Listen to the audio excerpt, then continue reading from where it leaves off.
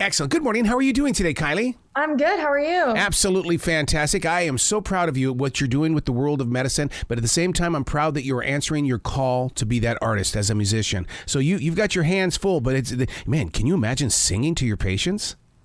That was one of the things I was thinking about doing, so would be pretty fun, I think. 19 years old, you live in the great state of Texas. And when it comes to Texas, those of us on the outside, we think of everybody there loving the NFL, the NBA, and music. Music is always big in Texas.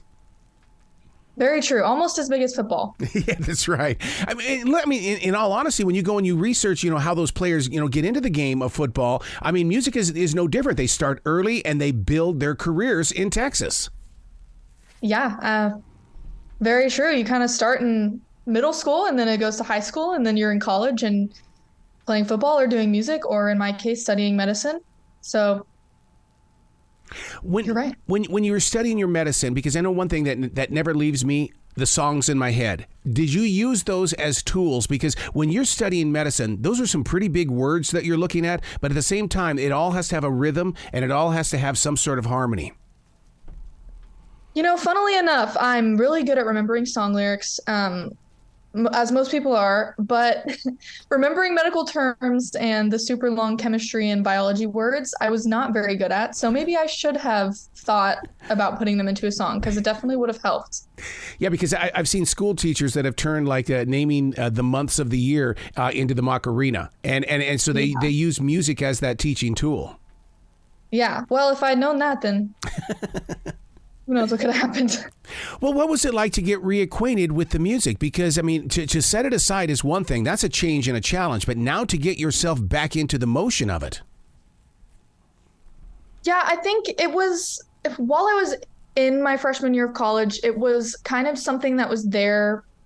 It was there for me because I needed something to lean on. Mm-hmm. I was having a really rough time.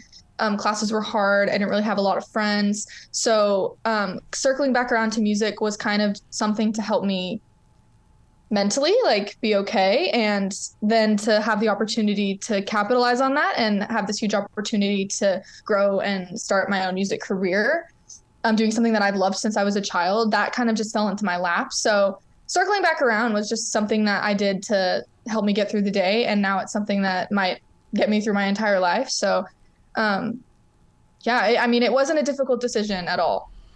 Was there a favorite place at home as a child that you would go and sing? Mine was a step that was in the house. I would use that as my stage. Oh, that's fun. Well, my parents have always been super supportive of me singing, so they've always tried to build a little stage area or a music room in our house. So we had this music room as I was growing up, and my dad would keep all of his PA system materials and guitars and instruments and microphones and pianos. And then there was a little pink stage that I would go stand on. So that was usually my favorite place to sing. And my parents would often try and coerce me to go upstairs and sing for them most nights. So it has a lot of good memories in there. I see a lot of musical instruments behind you. Do they ever get to come off the wall, and are they played? Yeah, we play these all the time. My dad and I both play guitar quite often. So this is mostly his collection behind me, but we do both play all of them as often as we can. Your first guitar, mine, was an acoustic that my dad picked up at some sort of flea market. But my real first guitar was an Ibanez Flying V, which I have to this day. Do you still have your original guitar?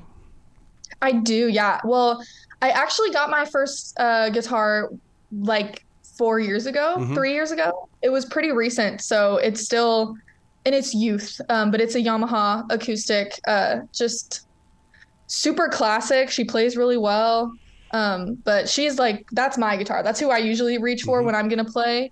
And then if we're doing something funky, that's when we touch the guitars on the wall. But I do. She's my pride and joy. I'm glad that you're saying she, because it is a personality. It's to me, it's like the writing instruments that I use. I call them writing instruments, not pens. And that's the same thing that for a guitar as well. It's an extension of my imagination, and we collaborate to create something. Exactly. Yeah. I mean, it is a partnership. Yeah. Do you find that other people kind of look at you going, boy, you take this pretty seriously, don't you? No, I actually think among the cast on the show, me and my battle partner, Mary Kay, were probably the most I hate to say it, but like least professional when it comes to the filming of everything, not when it comes to music. So I feel like sometimes people kind of underestimate me because I seem like I don't take it very serious. Really, man? Right, the first time I saw you, I went, this girl's got it. She's been doing some homework. Well, thank you. I appreciate that. I have never really invested any time into formal vocal lessons or music lessons of any kind. So it was a culture shock going on the show and getting all of the resources that they give us. So it's funny that you say that because it's definitely not the case. And yet that's what inspires me about artists, because I won't go to a school that's going to teach me how to draw. I want to draw in my own flavor. I want to be able to make my own mistakes. And so when you say that, you're only creating your own sound.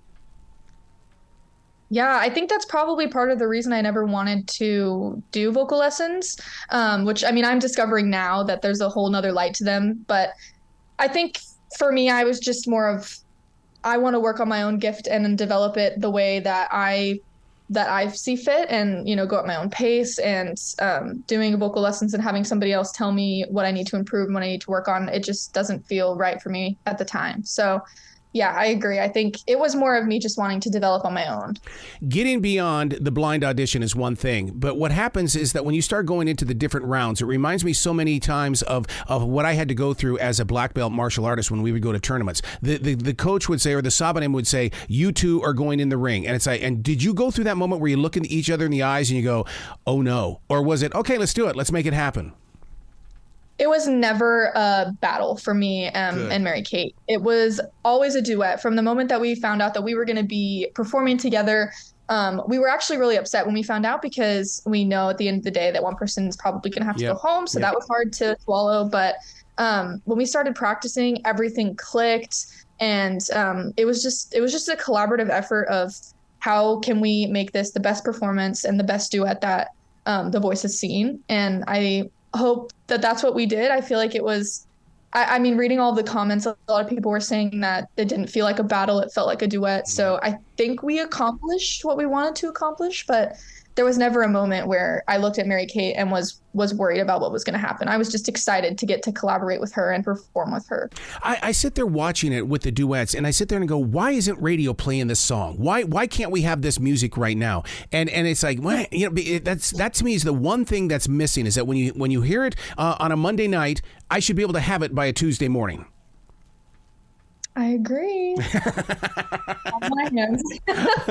And you're right. The collaborations that happen on NBC's The Voice, that's once in a lifetime. If you don't physically, you know, go through it as a viewer, then it's like when you hear it someplace else, such as YouTube, then it's not that vibrant feeling of, oh my God, when you first hear it together.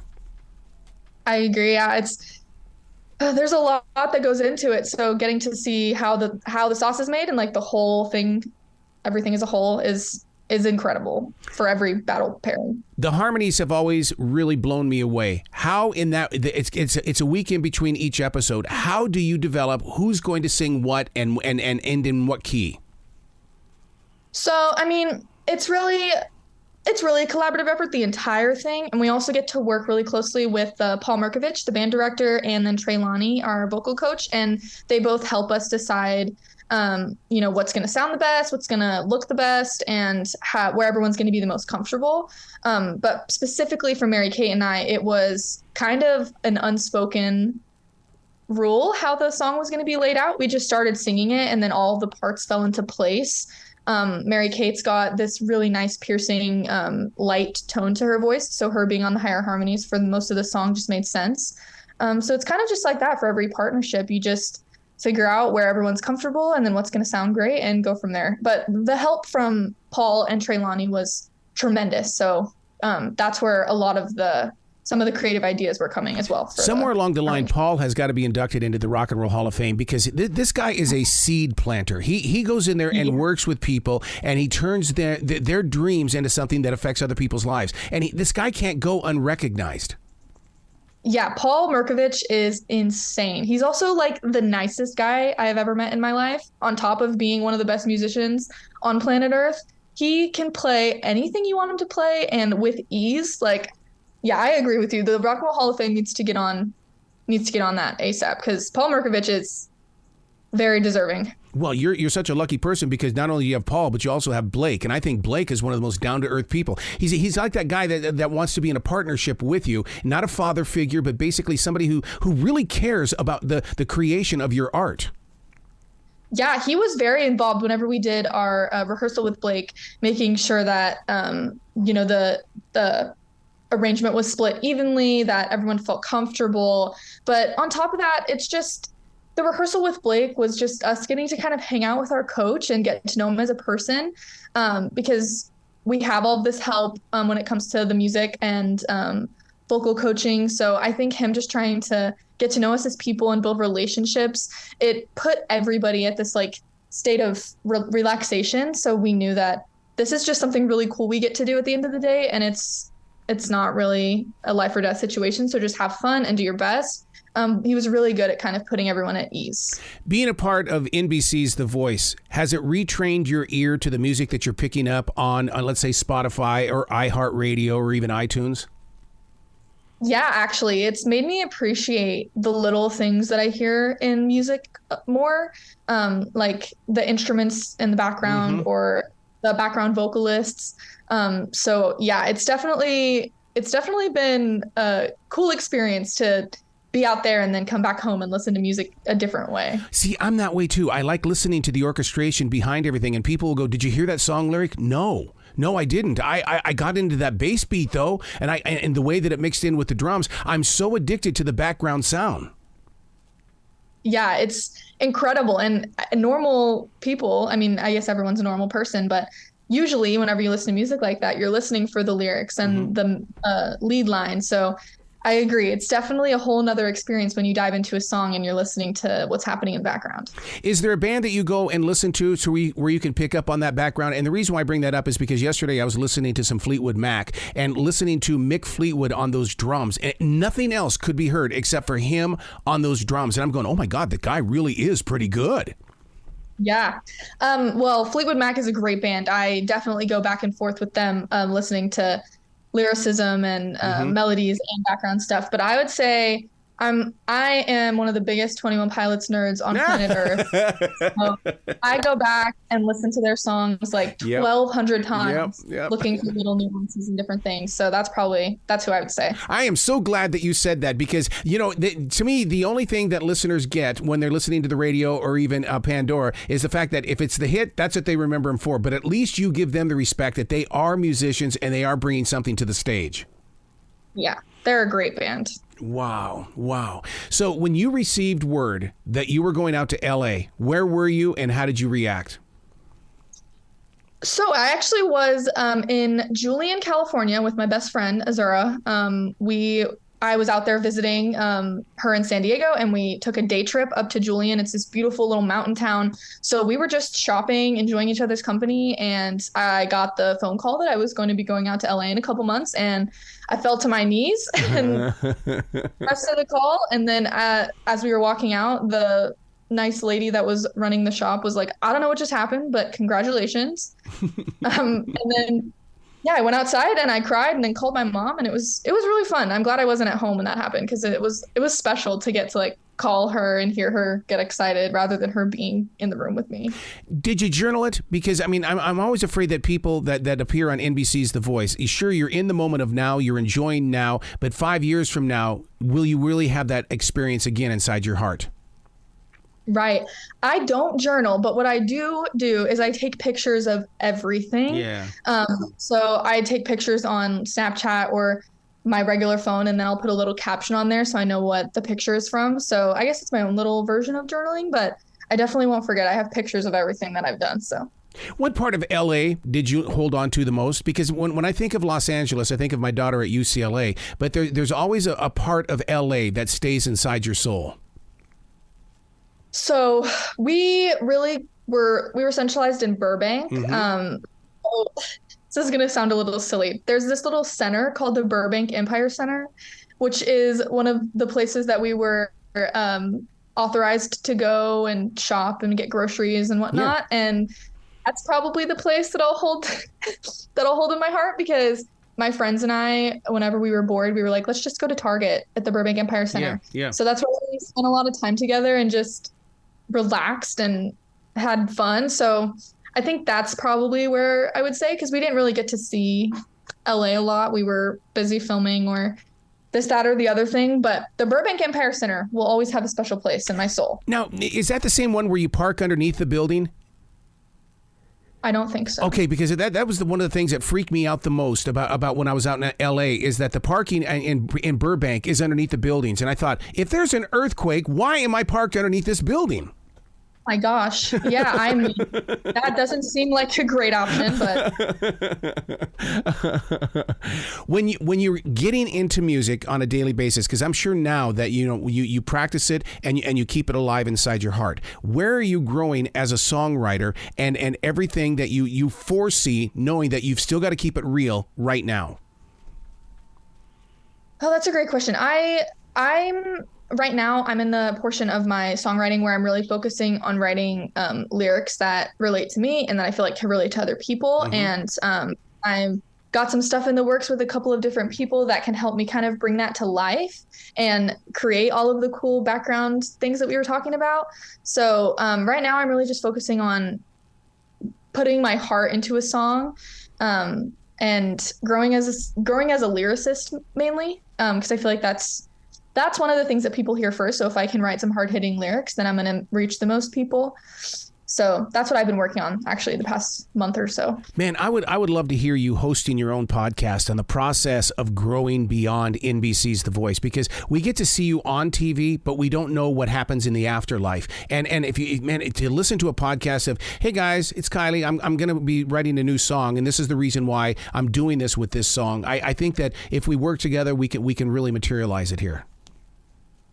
Yeah, that's actually a great idea. Now I've got a couple of good ideas I got to get on after we get off here. Yeah, because we don't get, it's like a headline story. As long as it's on the front page, we're talking about it. But when it falls off the front page, it's like, where'd they go? Unless we Google you. Exactly. I think that's something that the entirety of the Voice 23 cast has been working on this season, is just when our time on the show ends, how are we going to use that platform to grow our own? And it's a lot. It's a lot of work, but it's been fun kind of learning how I'm going to set that up and what I'm going to do. So, but you're right. It would be cool to listen to a podcast. I'd like to hear one from everyone else on the show so that I can use some of their ideas. Oh, yeah. Oh, my God. Yeah. See, and that's the one thing that's missing, the collaborations after. Why are we not seeing a Daryl Hall and John Oates? And why aren't we seeing a Lennon and McCartney? It all started on NBC's The Voice. It's like, get back together, guys. You did fantastic. Because I'm sure that Mary Kate would say, all right, let's do it. Yeah, we've been overwhelmingly getting a lot of comments about how we should form a duo or release a cover. And it's definitely something that we've been talking about. So don't get your hopes down. Yeah, because you look at someone like Dan and Shay. I knew these two kids when they were just wearing baseball caps. And yeah, man, we're two separate songwriters. We decided we were going to work together. Now look at them. Yeah, it's definitely, two brains is better than one for sure. Absolutely. So where can they go to find out more about you, Kylee? Because they need to know your journey and what you're doing with, that struggle between my career and my art. And I love that you're getting this opportunity to look at both. Yeah, if you want to keep up with me, I post almost everything on my Instagram at Kylee1202. It's a lot of what we did behind the scenes on the show and what I'm doing now. And it is a lot about the show right now. But that's just kind of me on a social platform. Well, please come back to this show anytime in the future. The door is always going to be open for you. Great. Well, thank you so much for having me. Will you be brilliant today, okay? Thank you.